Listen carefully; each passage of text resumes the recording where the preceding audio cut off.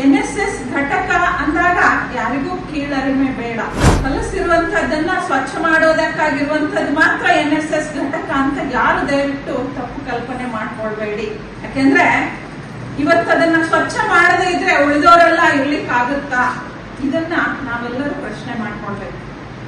ಒಂದು ವೇಳೆ ಎಷ್ಟು ಜನರ ಮನೆಯಲ್ಲಿ ಶೌಚಾಲಯ ನಮ್ಮದನ್ನ ನಾವು ಸ್ವಚ್ಛ ಮಾಡ್ಕೊಳ್ತೀವೋ ಗೊತ್ತಿಲ್ಲ. ಒಂದ್ ವೇಳೆ ಇಲ್ಲೇ ನೀವು ಉದಾಹರಣೆಗೆ ಕಾಲೇಜ್ ಕ್ಯಾಂಪಸ್ ಅಲ್ಲಿ ಇಟ್ಕೊಂಡ್ರೆ ಒಂದ್ ವೇಳೆ ಅವ್ರು ಸ್ವಚ್ಛ ಮಾಡ್ಲಿಕ್ಕೆ ಬರದೇ ಇದ್ರೆ ಸಾಧ್ಯ ಆಗುತ್ತೆನಾ?